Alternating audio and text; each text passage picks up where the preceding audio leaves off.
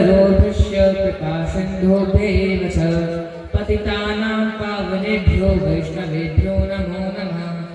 जय श्री कृष्ण चैतन्य प्रभु नित्यानंद श्री अद्वैत गदाधर श्रीवासादि गौर भक्तवृंद।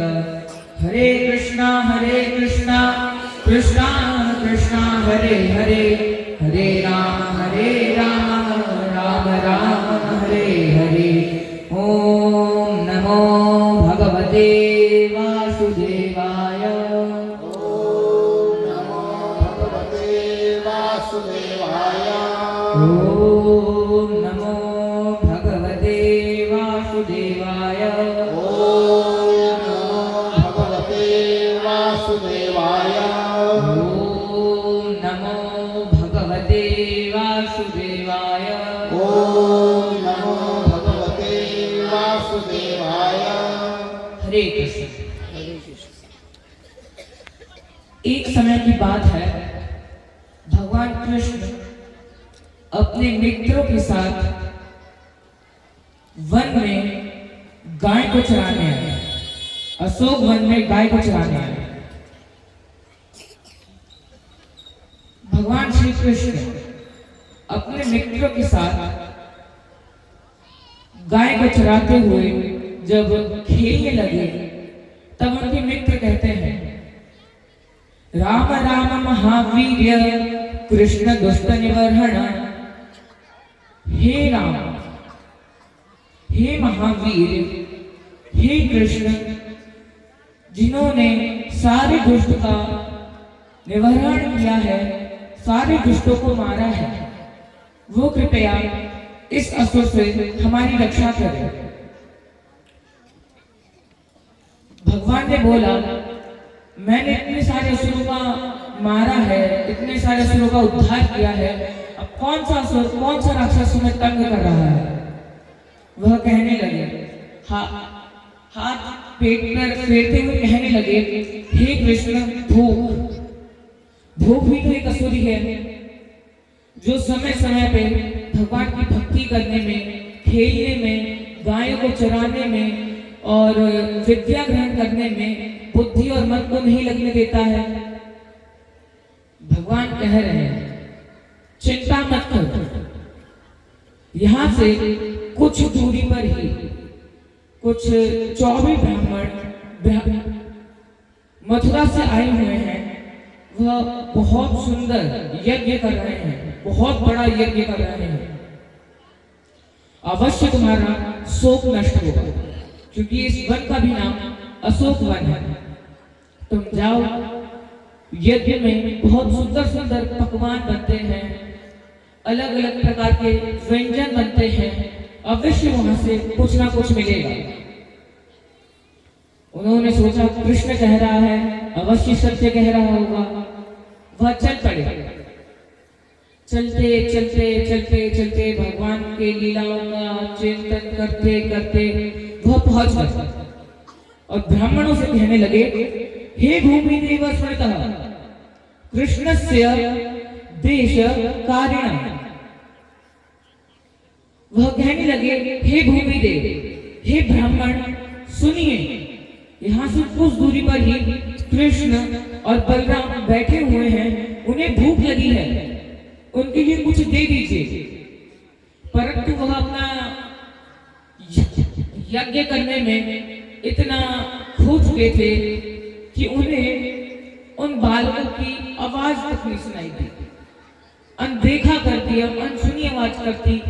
जब वह यहाँ तक कि उन्होंने ब्राह्मण को हिलाया तक, परंतु ब्राह्मणों ने उनको अनदेखा कर दिया। अंत में वह निराश होकर, अपमानित होकर वहां से वापस भगवान के पास आ गए और कहने लगे, हे कृष्ण, तुम तो कह रहे थे वहां पर अवश्य कुछ ना कुछ मिलेगा, तुम जाओ, तुम तो काफी बड़ी बड़ी बातें कर रहे थे, परंतु उन्होंने तो हमारी बात सुनी तक नहीं।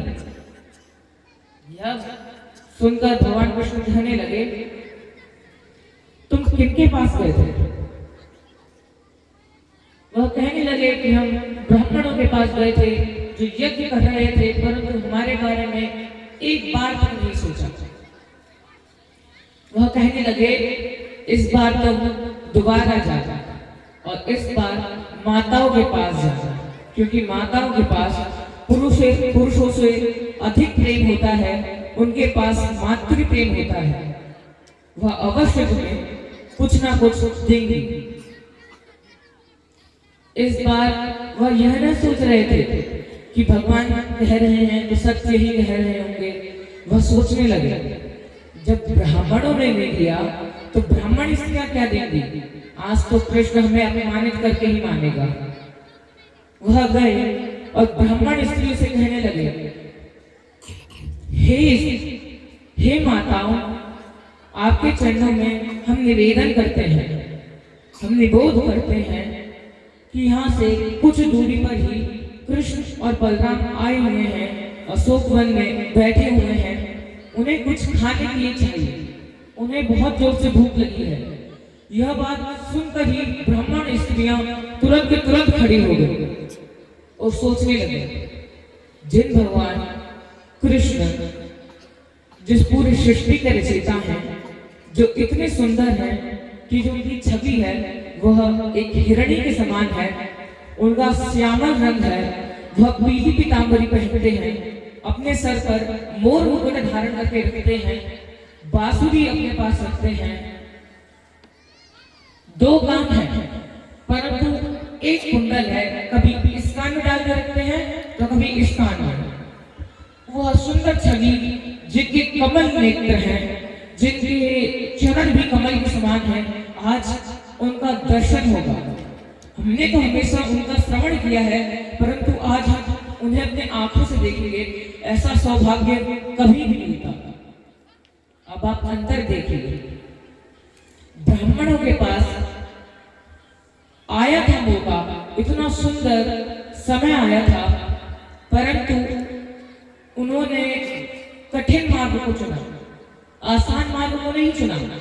भगवान का नाम पुकार रहे थे, जिन भगवान की वह स्तुति पढ़ रहे थे, उनके लिए यज्ञ कर रहे थे, उन भगवान का ही बुलावा आया था, परंतु उन्होंने अनदेखा कर दिया। और वहीं जो ब्राह्मण स्त्रियां थी, जिनके पास बुद्धि नहीं थी, न ही वो इतने कर्मकांड का ज्ञान रखती थी, परंतु जब उनके पास भगवान का बुलावा आया, उसी समय वह उठ खड़ी हुई और वह तुरंत भागकर रसोई में गई और भगवान के लिए सुंदर सुंदर थाल सजाने लगी, गोप कुंवर के लिए सुंदर सुंदर थाल सजाने लगी। तो जब वह वापस आ रही थी, तो जब वह दूर से आ रही थी भागकर, तब ग्वाल बाल सोचने लगे कि ये तो सिर्फ कृष्ण जी के लिए लेके जाएंगे, हम तो वैसे भी वैसे ही भूखे रह जाएंगे, हमें तो भूख लगी थी। तो वह उनसे कहने लगे, हे माता, हमें भी भूख लगी है।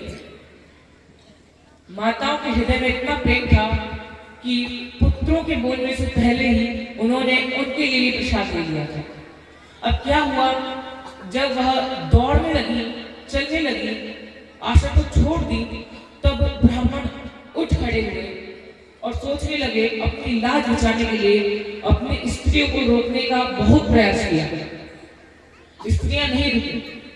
एक ब्राह्मण थोड़ा शक्तिशाली था, तो उसने अपनी स्त्री को पकड़कर एक कमरे में बंद कर दिया, जिसके कारण उसी समय वह जो माता थी, उन्होंने तुरंत के तुरंत अपना प्राण त्याग दिया और जो उनका मन, बुद्धि और आत्मा भगवान को सबसे पहले भगवान के चरणों में अर्पित कर दी।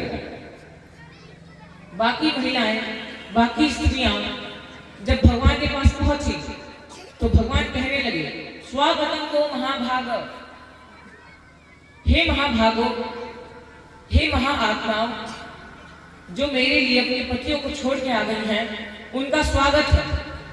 देखिए भगवान अपने भक्तों का कैसे स्वागत कर रहे हैं। अब क्या हुआ कि स्वागत किया तो जो माताएं थी, उन्होंने बहुत प्रेम से भगवान को भोजन अर्पित किया और भगवान ने वहां पर मुख्य भात खाया था, जिसका नाम, जिसके कारण उनका नाम भतरौड़ बिहारी बड़ा। इसी प्रकार भगवान अपना लीला करते गए, प्रसाद पाते गए। भगवान माताओं से कहने लगे, अब आप यहाँ से जा क्यों नहीं रही हैं? तो माताएं कहने लगी, जो हमारे पति हैं, जो हमारे भाई हैं, बंधु हैं, जो परिवार वाले हैं, वह अब हमें स्वीकार नहीं करेंगे। भगवान कहने लगे, क्यों? तो वह कहने लगी कि हम उनके बिना आज्ञा के आए हैं, हम भाग के आए हैं, तो इसके कारण उनका अपमान हुआ है। भगवान कहने लगे, देखो, जा पर कृपा राम की होई, जा पर कृपा राम की होई, जा पर कृपा करे सब कोई, जा पर कृपा करे सब कोई, जा पर कृपा राम की होई, जा पर कृपा राम की होई,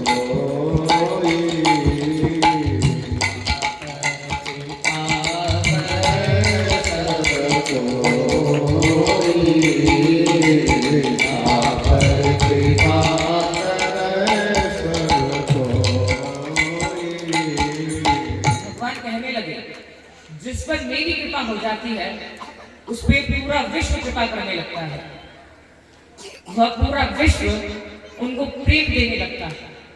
भगवान ने गीता में भी कहा है, मेरी चरण में आओ, मेरी शरण में आओ, अपना मन तन बुद्धि और अपने आप को मेरे शरण में दे दो, तो मैं जो आप हो मैं आपको स्वीकार कर दूंगा, आपके सारे कष्ट हर दूंगा, और जो पूरे जो भौतिक जगत में जितने भी जीव हैं वह सब आप पर दया करने लगेंगे, उनके मन में आपके लिए दया भाव आ जाएगा। भगवान ने जब यह कहा तो उनकी आज्ञा सुनकर वह वहां से चल पड़ी।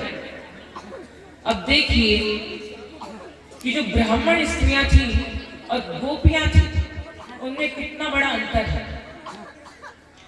ब्राह्मण स्त्रियां भगवान ने जब आदेश दिया तो उस आदेश को मानकर वहां से चल पड़ी, परंतु जो गोपियां थी, भगवान सच सच बात कहते थे, तुम यहाँ से जाओ, अब रात्रि हो गई है, तुम्हारे घर वाले सही नहीं समझेंगे, अब तुम्हें यहाँ से जाना चाहिए। तो वो बार बार भगवान को डांट डांट कर बात को पलट देती थी। आपको मैं एक उदाहरण देता हूं। क्या हुआ कि गोपियां भगवान के पास थी, तो भगवान ने कहा अब समय हो गया है, अब तुम्हें जाना चाहिए। तो वह कहने लगे, आपसे एक प्रश्न पूछती है हम कि एक स्त्री थी, वह पतिव्रता स्त्री थी, वह अपने पति का सेवा करती थी। तो एक बार क्या हुआ कि जो उनके पति थे वह उन्हें छोड़कर परदेश चले गए, दूर चले गए। तो वह उन्होंने रोकने की काफी प्रयास किया, परंतु उनके पति ने कहा, अगर तुम मुझे अपने पास चाहती हो तो तुम मेरी छवि रूप रख लो, एक फोटो मेरी रख लो, उसकी ही सेवा करिएगा, उसको ही भोजन दीजिएगा और उसको ही कुछ दिनों के लिए अपना पति मानिएगा। यह कहकर उनका पति उनको छोड़कर चला गया। अब वह बेचारी जैसे अपने पति की सेवा करती थी, उसी प्रकार उस चित्र को स्नान करवाती, सेवा करती, खाना खिलाती, फिर खुद खाती। अब क्या हुआ, 1-2 महीने के बाद उनका पति वापस आ गया और गेट खटखटाने लगा, और उस समय वह स्त्री अपने पति की सेवा कर रही थी। तो गोपियां प्रश्न पूछने लगी, अब आप ये बताइए कि वो स्त्री अपने पति के लिए किवाड़ खोलेगी या फिर उसी पति जो छवि मान पति है उसकी सेवा करती रहेगी। भगवान ने बोला कि वह अपने असली पति के लिए द्वार खोलेगी। तो फिर गोपियां कहने लगी, इसी प्रकार जो हमारे पति हैं या फिर जिनसे हमारा विवाह होने वाला है वह तो बस एक छवि मात्र है, वास्तविक पति तो आप ही हैं, तो हम आपको छोड़कर उनके पास कैसे जाएं? इस प्रकार वो भगवान को अपने बंधन में बांध के रखती थी। माताएं जाने लगी। जब वह आश्रम पहुंची, जो उनके पति थे उन्होंने उनका बहुत अच्छे से स्वागत किया, और जो ऋषि जिसके कारण उनकी पत्नी मारी गई थी उन्होंने काफी ज्यादा दुखी हुए और सोचने लगे कि ऐसी विद्या पे, ऐसे कर्मकांड पर धिक्कार है जो भगवान के किसी प्रयोग में नहीं आ पाई, हम भगवान की कोई सेवा नहीं कर पाए, ऐसे पंडित होने पे भी धिक्कार है, हमारे कुल पर भी धिक्कार है, हमारे परिवार पर भी धिक्कार है, जो भगवान का कोई भी प्रयोग नहीं आया। और वास्तविकता में तुम्हारा जीवन ही सफल है, तुम ही सौभाग्यशाली हो जो तुम्हारे पास विद्या नहीं है, ना ही कोई बुद्धि है, परंतु तुम तब भी भगवान को प्राप्त करिए। वास्तविकता पे हम पे धिक्कार है। इसी प्रकार अगर आप अपने परिवार वालों को छोड़ के आ जाएंगे, अब ये भी देखिए, आनंद आनंद में अपने परिवार वालों को नहीं छोड़ना। जैसे प्रहलाद के पिता ने उनको भक्ति नहीं करने दी थी तो उन्होंने अपने परिवार वालों को छोड़ दिया। भरत जी का भक्ति में उनकी माता कैकेयी ने बांधा दिया तो उनको भी उन्होंने छोड़ दिया। उसी प्रकार जो भक्ति में बाधा दे उसे ही छोड़ना है, और जो भक्ति में सहायता करे उसे कभी नहीं छोड़ना है। चाहे वो आपका गुरु हो, भाई हो, या फिर कोई जिसके पास बुद्धि ना हो, परंतु अगर वो आपको भगवान के बारे में बता रहा हो, अगर वो पागल ही क्यों ना हो, परंतु अगर वो भगवान के बारे में बता रहा हो तो अवश्य भगवान आप पर कृपा करेंगे। बस उसका चरण पकड़ लेना है और भगवान का चिंतन करना है।